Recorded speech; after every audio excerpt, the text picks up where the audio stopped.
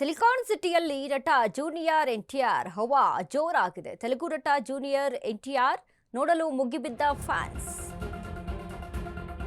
Silicon ಸಿಟಿಯಲ್ಲಿ ನಟ junior NTR ಹವಾ ಜೋರು. ತೆಲುಗು ನಟ ಜೂನಿಯರ್ ಎನ್ಟಿಆರ್ ನೋಡಲು ಫ್ಯಾನ್ಸ್ ಮುಗಿಬಿದ್ದಿದ್ರು. ಆಸ್ಪತ್ರೆ ಒಳಗೆ ನುಗ್ಗಿದ ಜೂನಿಯರ್ ಎನ್ಟಿಆರ್ ಅಭಿಮಾನಿಗಳು. ಜೂನಿಯರ್ ಎನ್ಟಿಆರ್ ಉದ್ದೇಶಿಸಿ ಸಿಎಂ ಎಂದು ಕೂಗಿದ ಫ್ಯಾನ್ಸ್. ಪರಿಸ್ಥಿತಿ ನಿಯಂತ್ರಿಸಲು ಪೊಲೀಸರು ಹರಸಾಹಸವನ್ನ ಪಟ್ಟರು.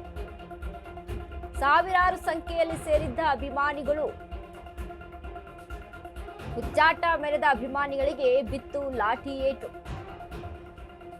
ಜೂನಿಯರ್ ಎನ್ಟಿಆರ್ ನೋಡಲು ಮುಗಿಬಿದ್ದವರ ಮೇಲೆ ಲಾಠಿ ಚಾರ್ಜ್ ಆಯಿತು. ಆಸ್ಪತ್ರೆ ಉದ್ಘಾಟನೆಗಾಗಿ ಬೆಂಗಳೂರಿಗೆ ಬಂದಿದ್ದಂತ ಜೂನಿಯರ್ ಎನ್ಟಿಆರ್ ಬೆಂಗಳೂರಿನ ಎಲೆಕ್ಟ್ರಾನಿಕ್ ಸಿಟಿಯಲ್ಲಿ ನಡೆದಿರುವಂತಹ ಘಟನೆ.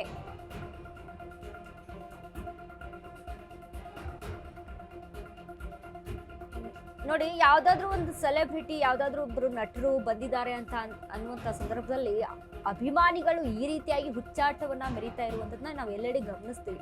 ಬಟ್ ಯಾಕೆ ಈ ರೀತಿಯಾಗಿ ವರ್ತನೆ ತೋರ್ತಾರೆ ಅನ್ನುವಂಥದ್ದು ಕೂಡ ಒಂದು ಪ್ರಶ್ನೆ. ಆದ್ರೆ ಮತ್ತೊಂದು ಕಡೆ ಅಭಿಮಾನ ಅನ್ನೋದು ಅಷ್ಟರ ಮಟ್ಟಿಗೆ ಇರುತ್ತೆ. ಇನ್ನು ಜೂನಿಯರ್ ಎನ್ಟಿಆರ್ ವಿಚಾರಕ್ಕೆ ಸಂಬಂಧಪಟ್ಟಂತೆ ನೋಡೋದಾದ್ರೆ ಕನ್ನಡಿಗರಲ್ಲೂ ಸಹಿತ ಸಾಕಷ್ಟು ಅಭಿಮಾನಿಗಳನ್ನ ಹೊಂದಿರುವಂತದ್ದು. ಯಾಕೆ ಅಂತ ಕೇಳಿದ್ರೆ, ಈ ಹಿಂದೆನೂ ಸಹಿತ ನಾವು ಪುನೀತ್ ರಾಜ್ಕುಮಾರ್ ಅವರ ಒಂದು ಹಾಡನ್ನ ಹಾಡ್ತಾರೆ ಜೂನಿಯರ್ ಎನ್ಟಿಆರ್. ಅಂದ್ರೆ ಪುನೀತ್ ರಾಜ್ಕುಮಾರ್ ಅವರು ನಟನೆ ಮಾಡಿದಂತ ಹಾಡನ್ನ ಹಾಡಿರ್ತಾರೆ. ಸೊ ಇದೆಲ್ಲವೂ ಕೂಡ ಅಭಿಮಾನಿಗಳಿಗೆ ಮತ್ತಷ್ಟು ಅವರ ಮೇಲೆ ಪ್ರೀತಿ ಹೆಚ್ಚಾಗೋಕೆ ಕನ್ನಡಿಗರಿಗೆ ಅಲ್ಲಿ ಚಾನ್ಸಸ್ ಹೆಚ್ಚಾಗುತ್ತೆ. ಸೊ ಹಾಗಾಗಿ ಸಾಕಷ್ಟು ಕನ್ನಡಿಗರು ಸಹಿತ ಜೂನಿಯರ್ ಎನ್ಟಿಆರ್ಗೆ ಅಭಿಮಾನಿಗಳು ಹೆಚ್ಚಾಗಿರುವಂಥದ್ದು. ಇನ್ನು ಕನ್ನಡದ ಬಗ್ಗೆ ಸಹಿತ ಜೂನಿಯರ್ ಎನ್ಟಿಆರ್ ಅದೇ ರೀತಿಯಾಗಿ ಅಂದ್ರೆ ಹಲವಾರು ಭಾಗಗಳಲ್ಲಿ ಇದ್ರ ಬಗ್ಗೆ ಪ್ರಸ್ತಾಪವನ್ನ ಮಾಡಿದ್ದಾರೆ. ಅಂದ್ರೆ ಅದ್ರ ಮೇಲೆ, ಕನ್ನಡದ ಮೇಲೆ ಇರುವಂತಹ ಅಭಿಮಾನವನ್ನ ಅಲ್ಲಿ ವ್ಯಕ್ತಪಡಿಸಿದ್ದು ಕೂಡ ಉಂಟು.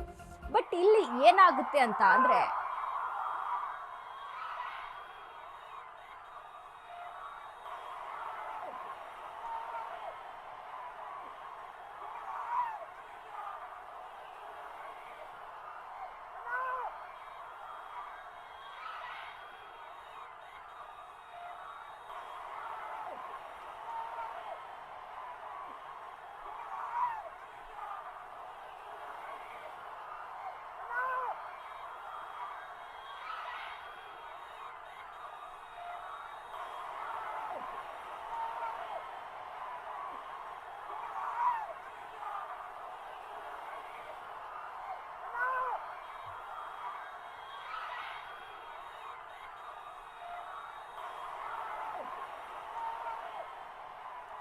ನೋಡಿ, ನೀವು ಬೆಂಗಳೂರಂತಹ ಸಿಟಿಯಲ್ಲಿ ಹಲವಾರು ಭಾಷಿಗರು ಇರುವಂಥದ್ದು. ಅಂದ್ರೆ ತೆಲುಗು ಭಾಷಿಗರು ಸಹಿತ ಇದ್ದಾರೆ.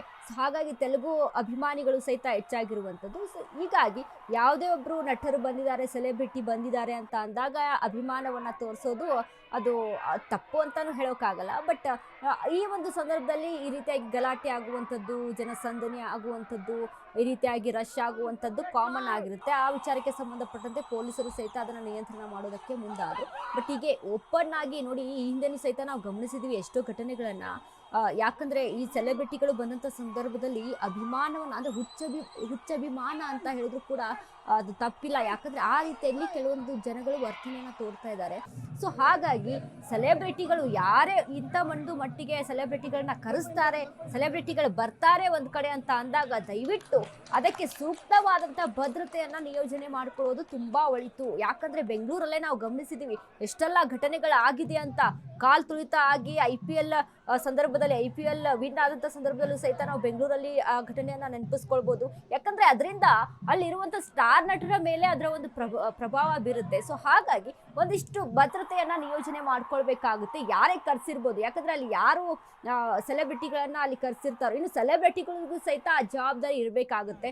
ಯಾಕಂದ್ರೆ ಅಷ್ಟರ ಮಟ್ಟಿಗೆ ಫ್ಯಾನ್ಸ್ ಫಾಲೋಯಿಂಗ್ ಅನ್ನ ಹೊಂದಿರ್ತಾರೆ, ಅಷ್ಟರ ಮಟ್ಟಿಗೆ ಗಲಾಟೆ ಆಗುವಂತ ಚಾನ್ಸಸ್ಗಳು ಇರುತ್ತೆ. ಇದು ಅಂದ್ರೆ ಬೇರೆ ರೀತಿಯಾಗಿದ್ದು ಪೋಟ್ರೆ ಆಗಬಾರ್ದು, ಬೇರೆ ರೀತಿಗೆ ಸಂಬಂಧಪಟ್ಟಂತೆ ಯಾವುದೇ ಜನಗಳಿಗೆ ತೊಂದರೆನೂ ಆಗಬಾರ್ದು. ಇನ್ನು ಅವರ ವ್ಯಕ್ತಿತ್ವಕ್ಕೂ ಅವರ ಒಂದು ಸ್ಟಾರ್ಡಮ್ಗೂ ಕೂಡ ಇದು ಹೊಡೆತವನ್ನ ಕೊಡಬಾರ್ದು ಅನ್ನುವಂಥ ಕಾರಣಕ್ಕೆ ವಿಚಾರಕ್ಕೆ ಸಂಬಂಧಪಟ್ಟಂತೆ ಒಂದಿಷ್ಟು ಭದ್ರತೆಯನ್ನ ನಿಯೋಜನೆ ಮಾಡ್ಕೊಳ್ಳೋದು ತುಂಬಾ ಒಳಿತು.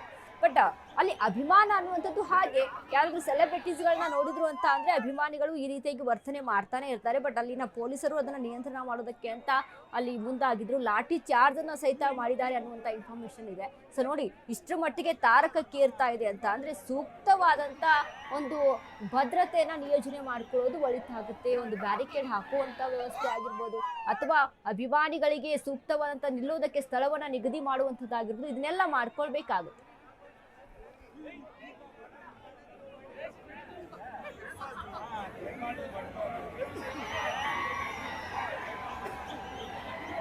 Yeah, yeah.